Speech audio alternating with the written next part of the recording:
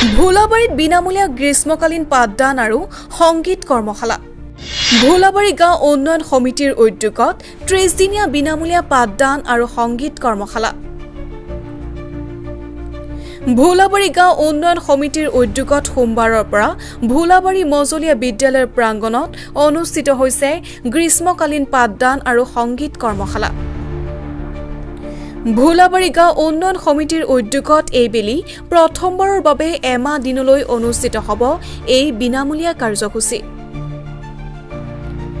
উন্নয়ন সমিতিৰ উপদেষ্টা তথা আৰক্ষী বিষয়া কুশল ডেকাৰ সভাপতিত্বত অনুষ্ঠিত হোৱা শুভাৰম্ভণী সভাত কলাইগাঁও প্ৰেছ ক্লাবৰ সম্পাদক টংকেশ্বৰ বৰুৱা, ওদালগুৰি জিলা আসুৰ সাধাৰণ সম্পাদক মাধুৰ্য শৰ্মা, জ্যেষ্ঠ সাংবাদিক জিতুমণি ডেকা, যুৱ বক্তা দীপাংকৰ ডেকা, বিশিষ্ট ব্যৱসায়ী হিমাংশু শৰ্মা, বীৰ লাচিত সেনা কলাইগাঁও আঞ্চলিক সমিতিৰ সচিব সৌৰভ নাথ আদি লোক উপস্থিত থাকে। ভোলাবাৰী গাঁও উন্নয়ন সমিতিৰ সম্পাদক ইন্দ্ৰজিৎ ডেকাই আঁত ধৰা অনুষ্ঠানত অঞ্চলটোৰ প্ৰায় অৰ্ধশতাধিক লোক উপস্থিত থকা পৰিলক্ষিত হয়। প্ৰথমবাৰৰ বাবে অনুষ্ঠিত এই কাৰ্যসূচীৰ বাবে অঞ্চলটোৰ সকলো ৰাইজে উদ্যোক্তাসকলক শলাগ লৈছে।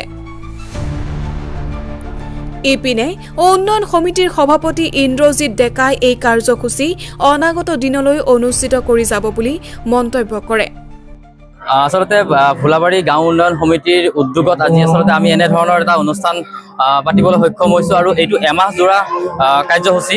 যিহেতু আমাৰ এইটো গ্ৰীষ্মকালীন বিনামূলীয়া গ্ৰীষ্মকালীন পাঠদান আৰু সংগীত কৰ্মশালা, ইয়াত আমি দুয়োটা বিষয় সন্নিৱিষ্ট কৰি এটি অনুষ্ঠানৰ আমি গঢ় দিছোঁ আৰু ভোলাবাৰী গাঁও উন্নয়ন সমিতিৰ তৰফৰ পৰা আমাৰ যথেষ্ট কাম কৰিবলগীয়া আছে। যিহেতু আমি অতি পিছপৰা অঞ্চলৰ নিচিনাকৈ বাস কৰি আছোঁ, গতিকে আমাৰ এই গাঁৱৰ পৰা আমি কিছুমান যাতে এনেকুৱা ধৰণৰ প্ৰতিভা বিকশিত কৰিব পাৰোঁ, তাৰ পৰিকল্পনাৰে আচলতে এনেধৰণৰ এটা অনুষ্ঠান আমি পাতিবলৈ সক্ষম হৈছোঁ।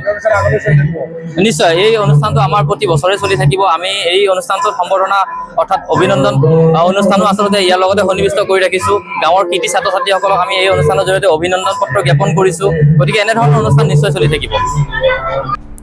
News desk report, Kalaigaon live.